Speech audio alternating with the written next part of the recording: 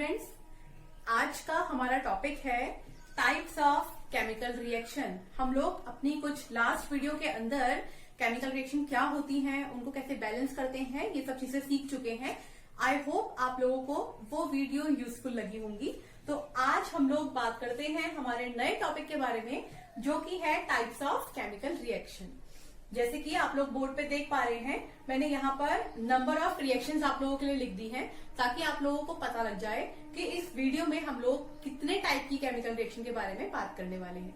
सबसे पहले हम लोग बात करेंगे कॉम्बिनेशन रिएक्शन, देन डिकम्पोजिशन, फिर displacement, double displacement, redox reaction, जो अपने आप में दो रिएक्शन को लिए हुए होती है, oxidation reaction and reduction reaction. फिर हम लोग बात करेंगे थर्मल रिएक्शन की, जो भी दो टाइप की होती हैं, endothermic reaction and exothermic reaction. तो ये हमारे कुछ आज के टॉपिक हैं, जिनको हम लोग इस वीडियो में डिस्कस करेंगे। तो अब हम लोग बात कर लेते हैं सबसे पहले कॉम्बिनेशन रिएक्शन की। तो जैसे कि इस रिएक्शन का नाम हमको बता रहा है, ऐसी रिएक्शन जिसमें दो या दो से ज्यादा सब्सटेंस आपस में कंबाइन करने के बाद एक नया सब्सटेंस फॉर्म करके हमें देते हैं, उसे हम लोग बोलते हैं कॉम्बिनेशन रिएक्शन। तो हम लोग रिएक्शन को नोट करते हैं। H2 plus O2 gives out H2O। I hope अगर आप लोगों ने मेरी लास्ट वीडियो देखी होगी तो आप लोगों को पता लग जाएगा कि ये एक बैलेंस रिएक्शन नहीं है। तो हम लोग इसकी बैलेंस रिएक्शन को कंप्लीट कर देते हैं। अब ये रिएक्शन हमारी बैलेंस रिएक्शन हो गई है। आप देख सकते हैं इस रिएक्शन के अंदर हम लोगों ने एक सब्सटेंस लिया है हाइड्रोजन गैस, एक सब्सटेंस लिया है ऑक्सीजन गैस, और हमारे पास बनकर आया है वाटर मॉलिक्यूल। हम लोग इसकी एक जनरल रिएक्शन लिख सकते हैं, जैसे कि A plus B gives out C। जैसे कि मैंने आप लोगों को डेफिनेशन में बताया ही था, दो या दो से ज्यादा सब्सटेंस मिलेंगे और एक नया सब्सटेंस फॉर्म करेंगे, उसे हम लोग कॉम्बिनेशन रिएक्शन कहते हैं। यहाँ पर A और B जो कि है हमारे रिएक्टेंट, और C जो कि है हमारा प्रोडक्ट। तो दो रिएक्टेंट ने आपस में रिएक्शन की है और एक नया प्रोडक्ट फॉर्म किया है, इसीलिए ये एग्जाम्पल है कॉम्बिनेशन रिएक्शन का। इसके अलावा हम लोग एक एग्जाम्पल और ले लेते हैं। H2 plus Cl2 gives out 2HCl। Hydrogen gas react with chlorine to give hydrochloric acid in vapours form. ये भी एग्जाम्पल है हमारा कॉम्बिनेशन रिएक्शन का। अब हम लोग नेक्स्ट बात कर लेते हैं डीकम्पोजिशन रिएक्शन की। अगर हम लोग बात करें डीकम्पोजिशन रिएक्शन की, तो वो जस्ट रिवर्स होती है कॉम्बिनेशन रिएक्शन की।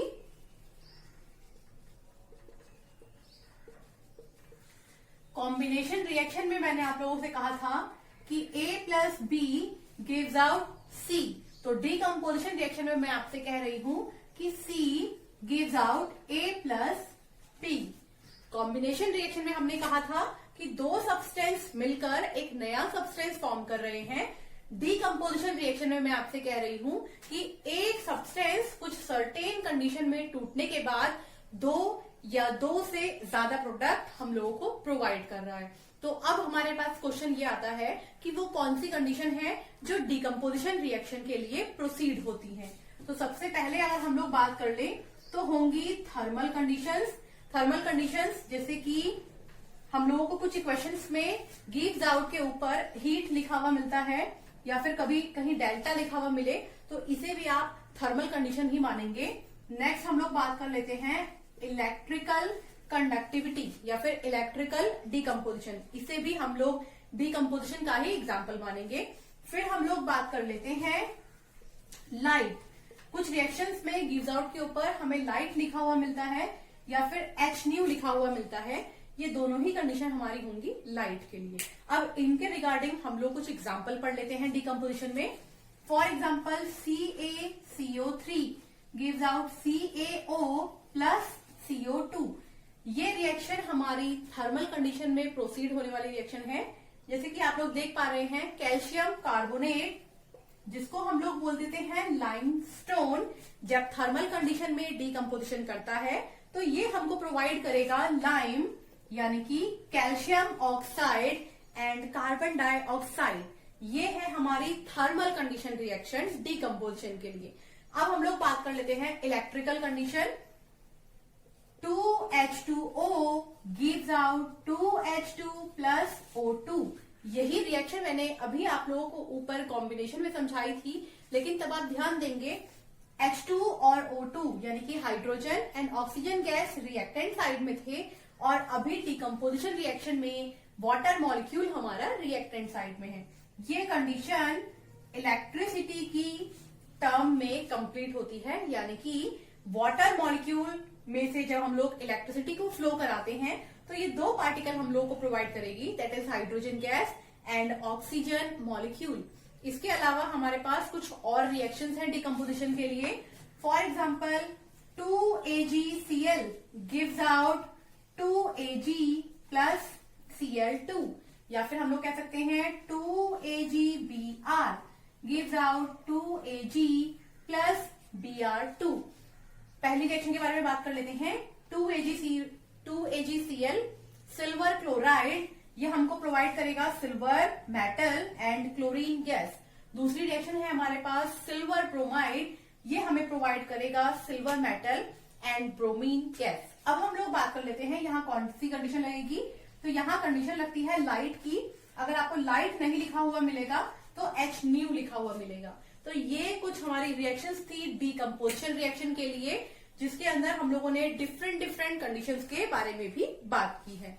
अब हम लोग बात करते हैं हमारी नेक्स्ट रिएक्शन के बारे में, जो कि है हमारी डिस्प्लेसमेंट रिएक्शन। तो अगर हम लोग बात करते हैं डिस्प्लेसमेंट रिएक्शन की, तो डिस्प्लेसमेंट रिएक्शन हम लोगों को नाम ही कुछ बता पा रहा है।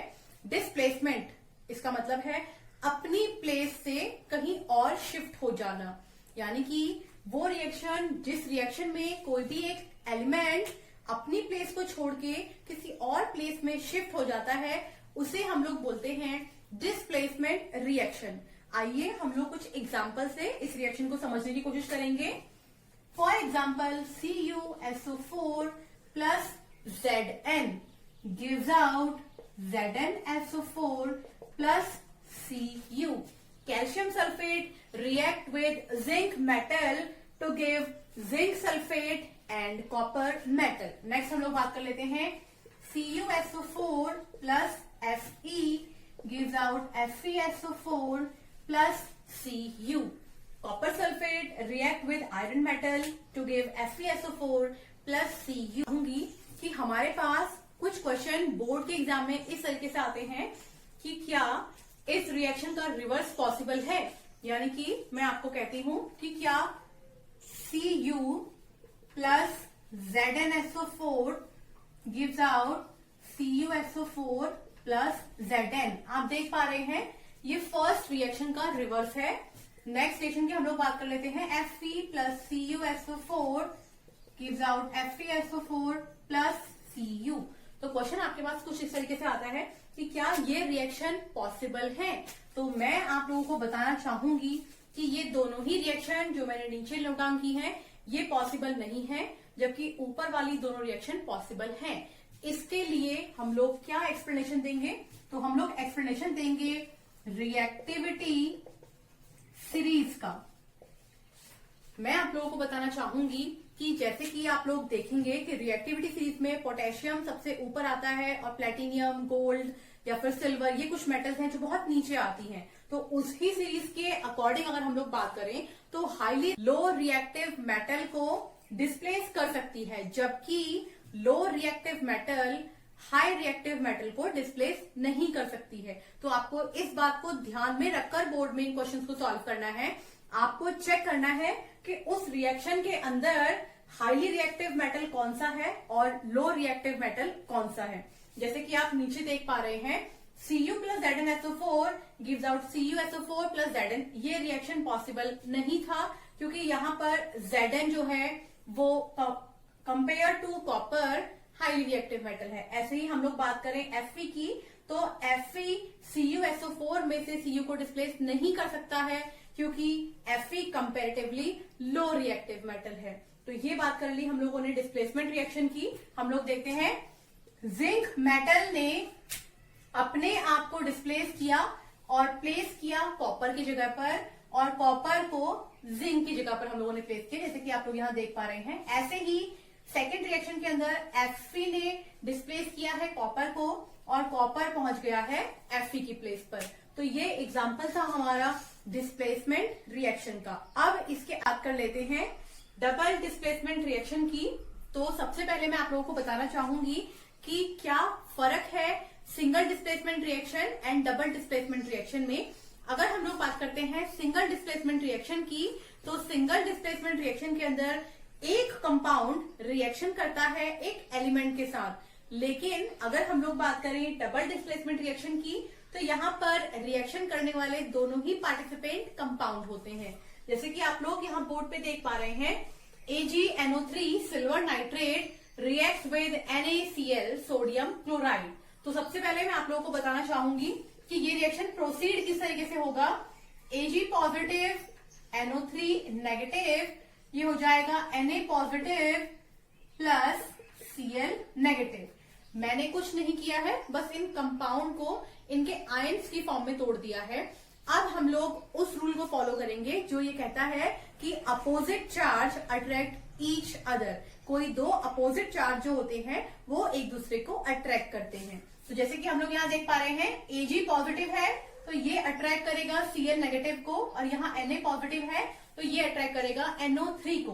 तो इन दोनों को मिलाने के बाद हमारा कंपाउंड बनेगा AgCl plus NaNO3, silver chloride and sodium nitrate. ये एग्जाम्पल हो जाएंगे हमारे डबल डिस्प्लेसमेंट रिएक्शन के।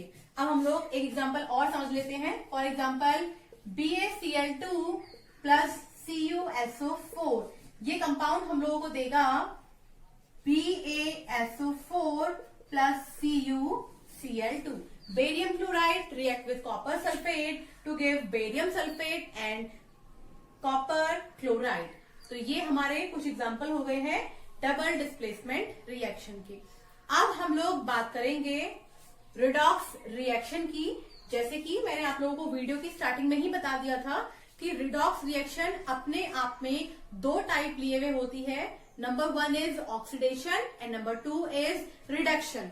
सबसे पहले हम लोग रिडॉक्स रिएक्शन के अंदर जो दो रिएक्शन पार्टिसिपेट करती है उनके बारे में बात कर लेते हैं। तो पहले हम लोग बात कर लेते हैं ऑक्सीडेशन एंड रिडक्शन रिएक्शन की। तो अगर हम लोग बात करें ऑक्सीडेशन रिएक्शन की, तो हम लोग कह सकते हैं addition of oxygen is termed as oxidation reaction, या फिर addition of hydrogen is termed as redox reaction, sorry reduction reaction.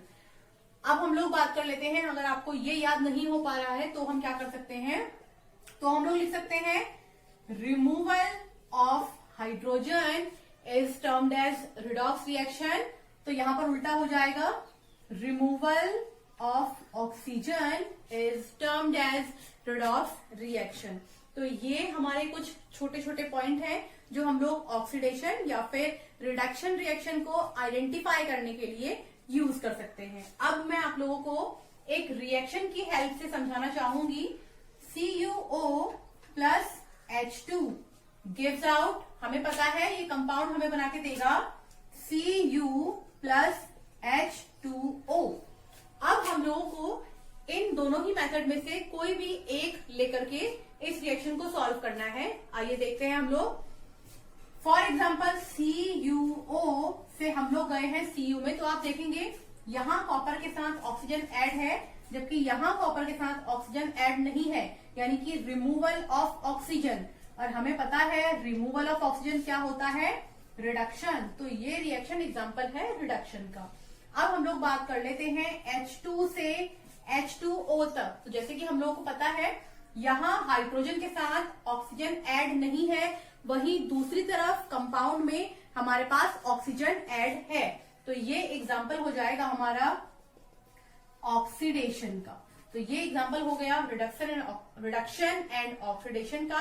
अब हम लोग बात कर लेते हैं कुछ डिफरेंट टाइप के सब्सटेंस, यानी कि reducing agent and oxidising agent.